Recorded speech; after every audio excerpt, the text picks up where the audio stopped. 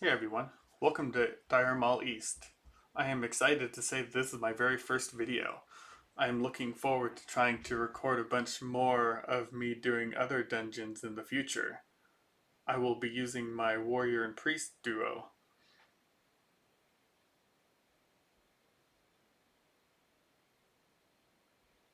My warrior has mostly Blackwing layer gear with a couple of AQ40 pieces.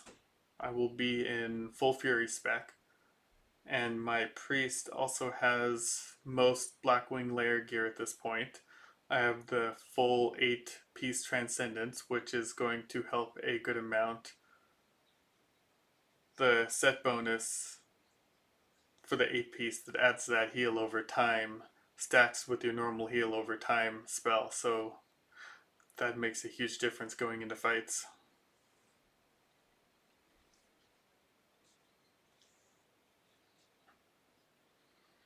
Preemptively on every boss fight, I will cast a Power Ward Shield, a lower rank Greater Heal to trigger the Heal Over Time ability, and then a regular Heal Over Time spell that usually ticks around 900 hit points every 3 seconds, so that gives me a good time to establish threat before trying to heal too much.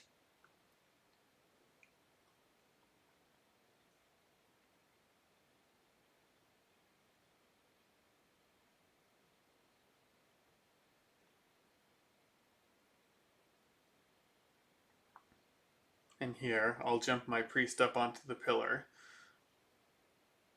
It is a reset spot if you ever need, although that jump can be really tricky sometimes. I got really lucky getting it on my first try.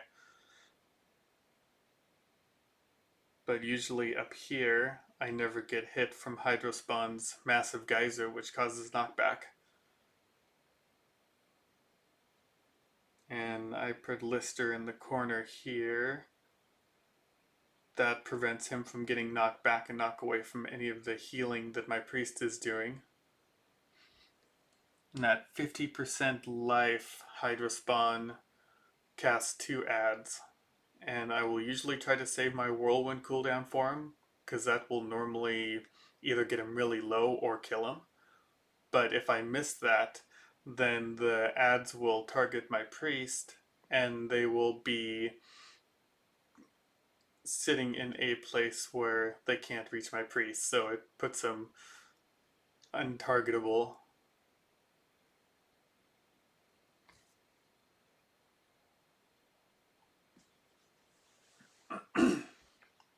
This fight went really smooth, so I didn't have to worry about that at all. But normally, if you wait a minute, if they are trying to target the priest, they'll eventually target my warrior, and I can either taunt them really quick or hope that one of my abilities kills them in one hit. If not, they'll retarget the priest again and get back up to full life.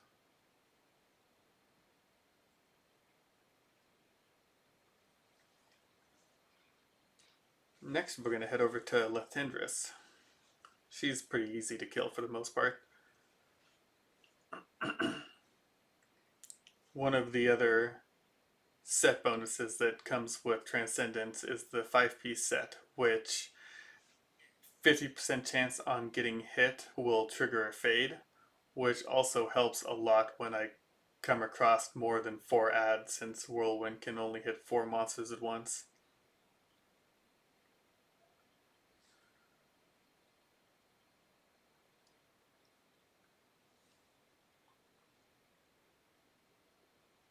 Normally I'll let my priest take a couple hits,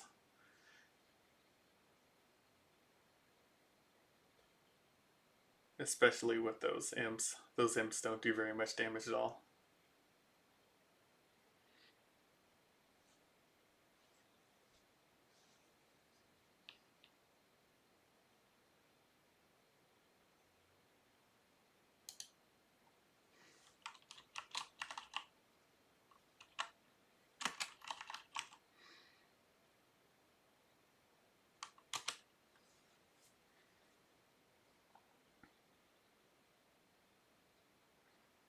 If you guys want me to make a video of it as well, I've come in here just to kill all of the satire packs before because they drop really good demonic runes that I use on my priest for raiding.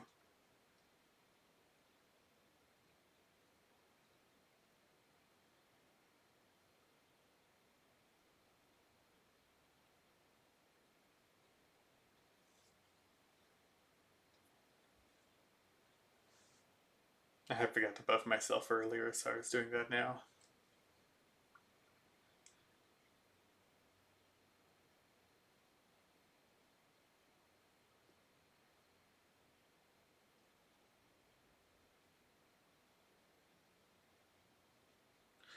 So for this boss, there isn't really any tricks. I just usually kill Pimgib first.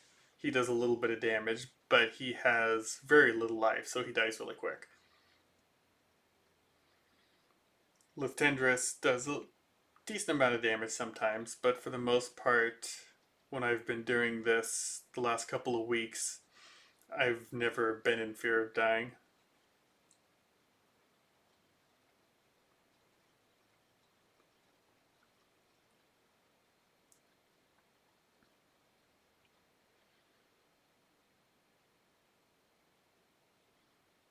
And as a warrior, you might as well use Death Wish. And if you have a use trinket, that as well. It'll be more than 3 minutes before you reach the next boss, anyways.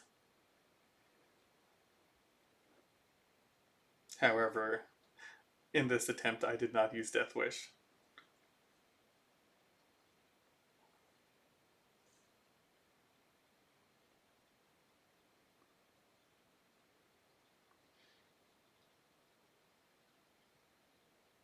Liftendris herself doesn't actually have very much life either. She dies relatively quick.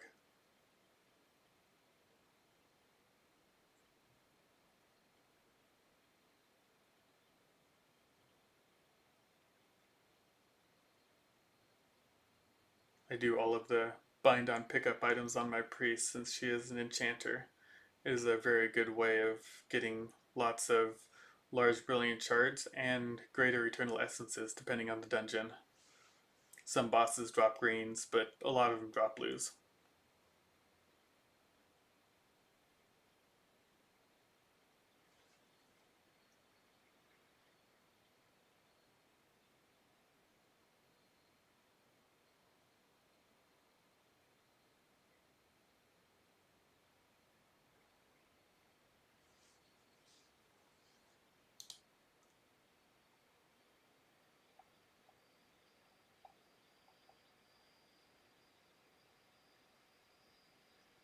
Next, we are heading over to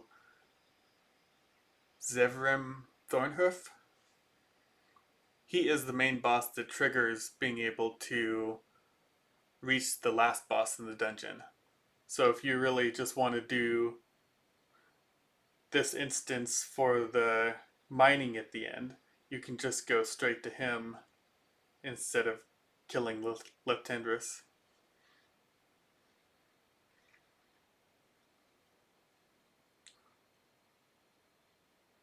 I don't know if I'm pronouncing any of those names correctly. And if you follow any more videos in the future, I'm sure I will butcher many more names to come.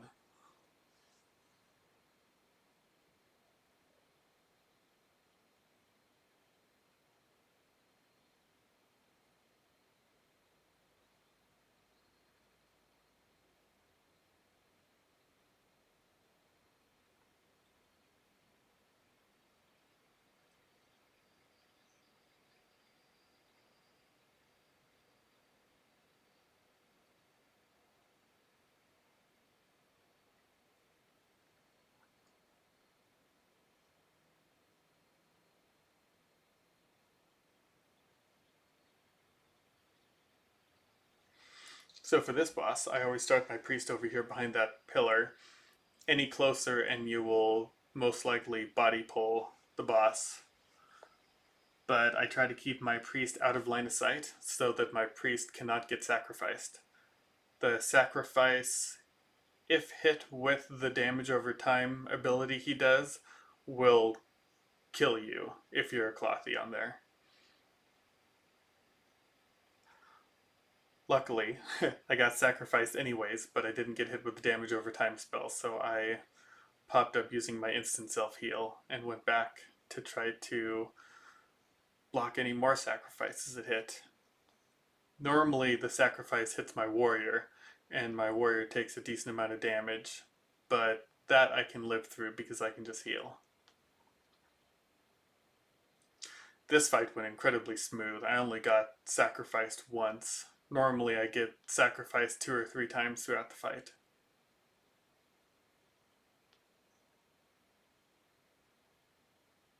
If my warrior gets sacrificed, usually the boss will turn to my priest. But if you've ever seen the way mages use that pillar to cause the boss to run back and forth, that's what I use on my priest to keep her alive.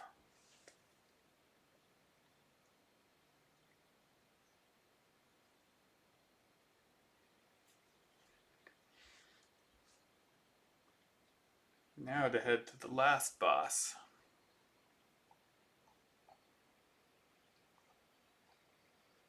Alzin the Wild Shaper.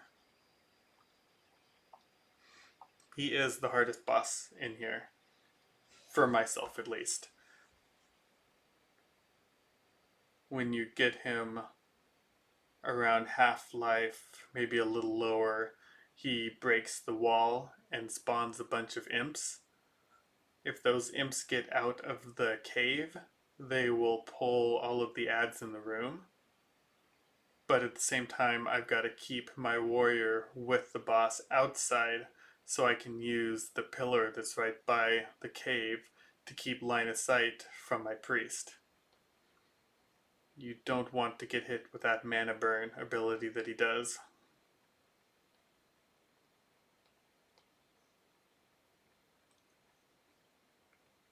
I have to be able to use all of my mana on my priest to Holy Nova the imps down to death.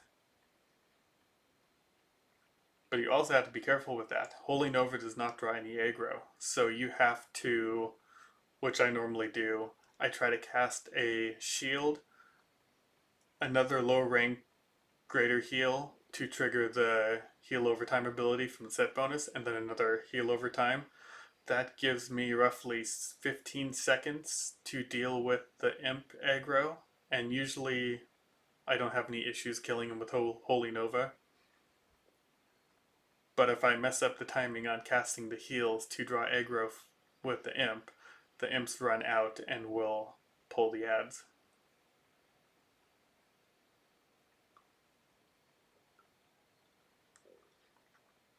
This attempt went relatively smooth as well.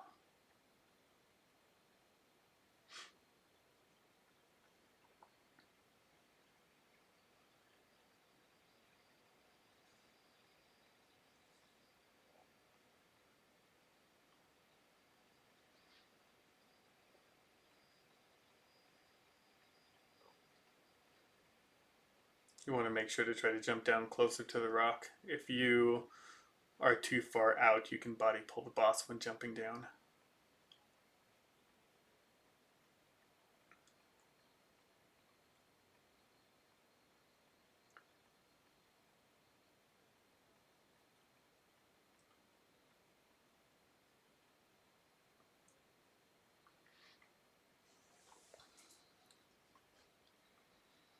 It looks like this time I only shielded myself and cast my regular heal over time.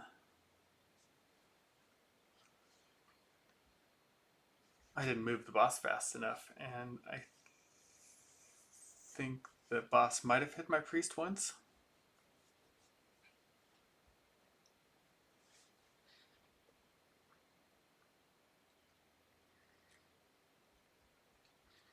The boss hits decently hard, so I need to heal a good amount, but he doesn't hit like a truck, luckily. Especially when he spawns all the imps.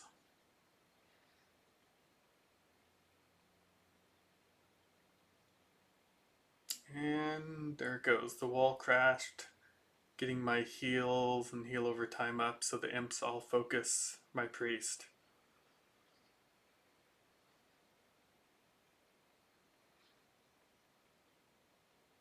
And I still have enough mana to keep healing. Whenever he's in tree form and he does that knockback, he drops aggro, and so you have to run in there and taunt to get him back. And I killed him a little too slow. He ended up spawning a few more imps, but I got the boss killed quickly enough and I was able to survive just fine.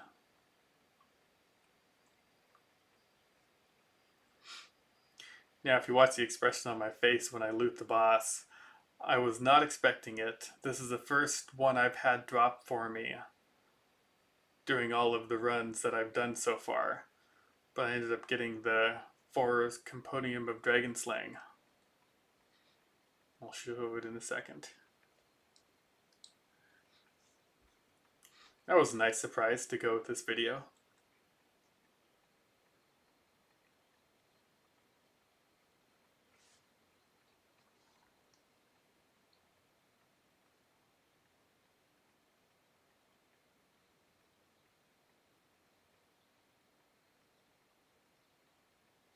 And now to mine everything. Wish I didn't get anything this run. Last run on one vein, I ended up getting 2 arcane crystals. So that was a nice grab as well.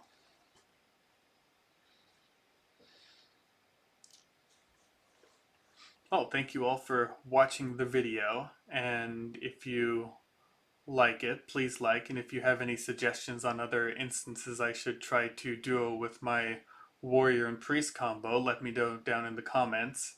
I think the next video I'm going to try to record is a Dire Maul tribute run. I've been working on that lately and I've been making some good progress.